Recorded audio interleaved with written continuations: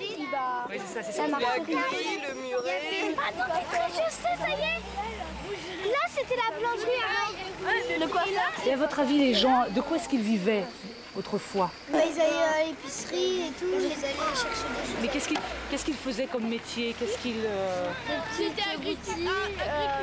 Des choses. ils vendaient des choses? Agriculteur. Qu'est-ce qu'ils fabriquaient? Des sabots. Des sabots. Et puis des meubles. Des meubles. Ouais. Vous savez pas pourquoi est-ce que la couture Bousset est connue? Non. Parce qu'elle continuait des clarinettes, des instruments. Des instruments comme le papa de Bertrand, maintenant il construit des hautbois, un truc comme ça. Comme le blanc, quoi. Ici, c'est le pays des instruments avant. Les enfants de la couture Bousset commencent à oublier que leur village a été un berceau de la facture des instruments avant. La plupart des habitants comptent dans leur famille un grand-père ou un ancêtre embauché dans les manufactures. René porte le nom d'une grande famille de luthiers, les Lottes.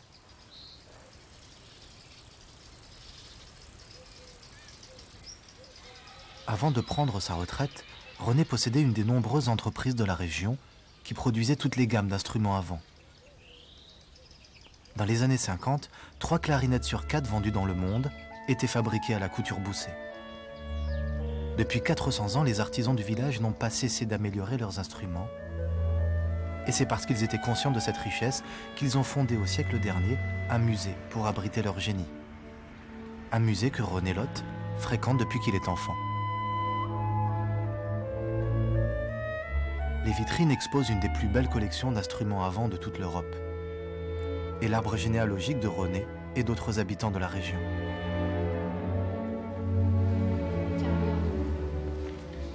Dans les mains de Catherine, la conservatrice du musée, René examine ce qu'il reste d'un instrument rarissime, la musette de cour. Le chef-d'œuvre des artisans de la couture Bousset. Il en reste une dizaine d'exemplaires environ dans le monde. Ah oui, effectivement. Oui, elle fait même pas 77. Elle fait que 160. Cet instrument des cours royales n'est plus fabriqué depuis 1789. Ah, mais je sais. À cause de la Révolution, bien sûr, mais aussi du fait de la formidable complexité de sa fabrication. Ça fait plus partie de l'instrument, le capuchon. Bah non, c'est juste Sa pièce maîtresse, le bourdon, possède près de 2,50 m de mystérieux passages d'air qui donnent tous les timbres d'accompagnement. La musette de cour a tout ce qu'il faut pour qu'un vieux facteur d'instruments rêve d'en fabriquer une à son tour. René s'est donné quelques mois pour faire entendre au village les accords de sa musette après 2 siècles d'un long sommeil. Voilà, ça c'est la planche de l'encyclopédie de Diderot Lambert qui explique un petit peu ce qu'était l'instrument. J'aurais bien voulu assister à l'usinage d'une pièce à l'époque parce que c'est vraiment, on se demande avec les moyens de l'époque comment ils pouvaient arriver à... Et celles qui ont été finies sont sorties avec une précision formidable.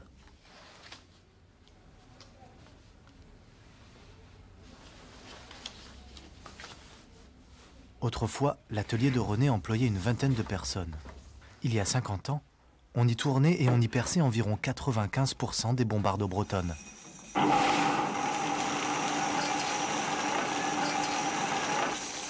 Mais aujourd'hui, la vieille scie et les autres machines reprennent du service pour façonner le légendaire instrument des rois.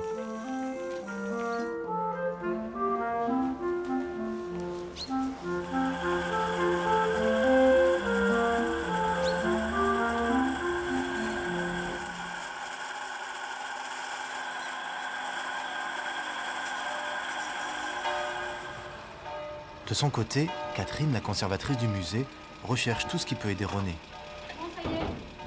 J'ai radiographié le bourdon. T'as ramené les radios? Oui. Alors, on a fait plusieurs plans de coupe Oui. sur le côté, tu vois.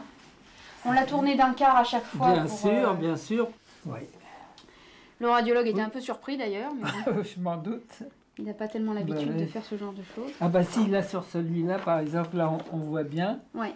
On voit bien les 3 trous du bas qui Voilà. sont décalés. Voilà. Parce que malgré tout, ça va confirmer. Je vais essayer de le freiner un petit peu parce que c'est un peu trop, quoi. C'est fait des journées beaucoup trop longues. À mon avis, mais lui, pour lui, il n'est jamais fatigué. Il est toujours bien, il n'est jamais fatigué. Mais enfin, je voudrais bien que cette machine se termine pour que vraiment il soit maintenant, à l'âge qu'il a, qu'il se retrouve un petit peu. Les lots ont commencé au début de 1700, ou peut-être même avant, certainement. Et ça, par amour-propre, je voudrais quand même marquer la descendance, puisque je suis le dernier représentant de cette famille.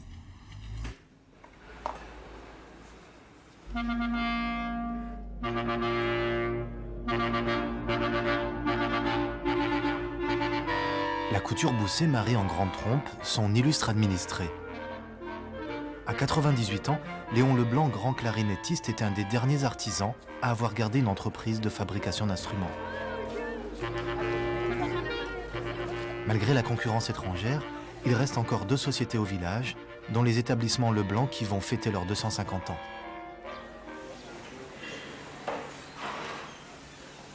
Après les bancs de l'école, les bancs de l'usine ont accueilli des générations de couturiers pour produire des instruments réclamés un peu partout dans le monde. C'est un instrument qui demande énormément de temps. Il faut compter au moins bien 90 heures de travail. Et il faut dire qu'on est à l'heure actuelle dans la société, nous sommes les seuls au monde à fabriquer ce genre d'instrument. Des musiciens de renom, jazzmen ou concertistes de répertoire classique, viennent aussi de l'étranger pour essayer leur prochaine clarinette.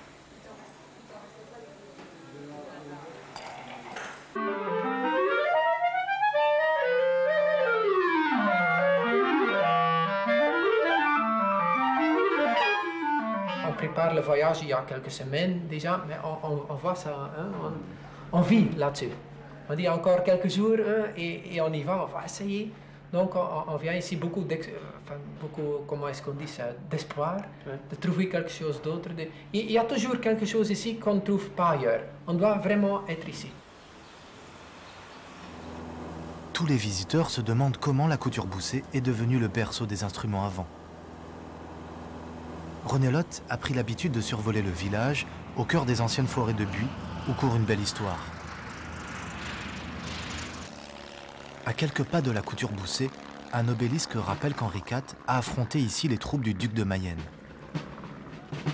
Après la bataille, les habitants auraient ramassé sur place les fifres et les pipeaux de l'armée défaite. Ces tourneurs sur bois les auraient alors améliorés et développés avant de réaliser des commandes pour les fêtes du château d'Annette.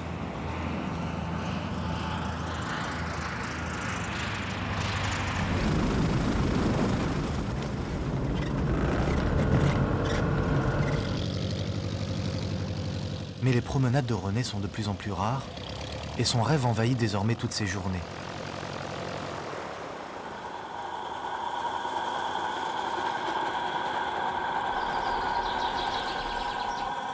Et là, il est à peu près certain qu'il ne va pas ressortir droit. Parce que dès que la mèche commence à vibrer, c'est que c'est mal parti. Celle-là, il y a un trou qui a éclaté. Enfin, j'en ai plusieurs comme ça. Celui-là, celle-là, elle a éclaté aussi.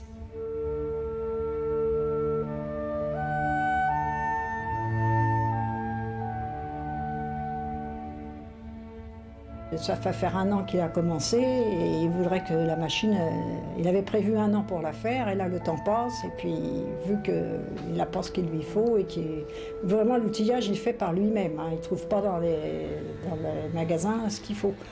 Alors vu qu'il a beaucoup de mal, ça n'avance pas beaucoup, alors le soir quand il rentre à la maison, il n'a pas toujours le moral. Quand il arrive et puis qu'il s'assoit puis qu'il met sa main sur la tête, ça tire la tête, il dit ça y est, ça va pas. Je lui dis ça va pas, il dit oh non j'ai encore eu des ennuis, ça va pas comme je voudrais. Il n'est pas le même, hein. Il n'est pas le même c'est sûr. Avec le printemps, une rumeur est arrivée jusqu'au village. Rémy, un luthier belge, possède un appareil capable de percer le bourdon. Et quelques semaines plus tard, les 2 hommes font les premiers essais. C'est vrai. Il est bien.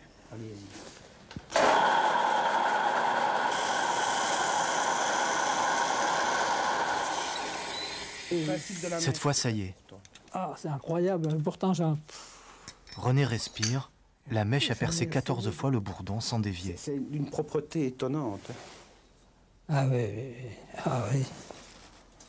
Les jours difficiles sont passés, et pour un vieux facteur savant, le montage des clés est presque un jeu d'enfant.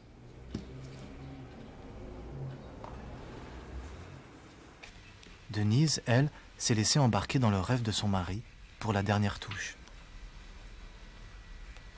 Alors là, j'arrive, je termine la housse, j'ai plus que le bout, et après je la donne pour la monter sur la poche. Et ce sera fini ce soir.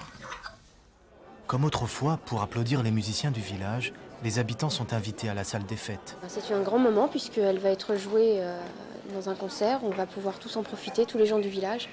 C'est l'instrument, c'est assez symbolique, c'est l'instrument qui fait la jonction entre le passé et le présent. Et ça nous rattache un petit peu à une histoire qu'on a oubliée.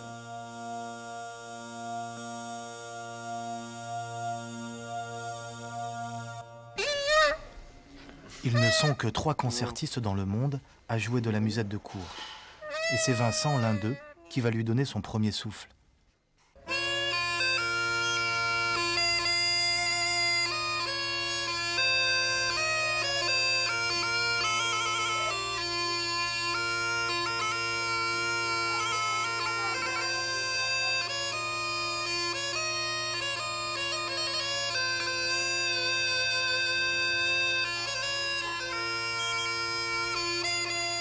Ce soir, la musette de cour est de retour dans son village.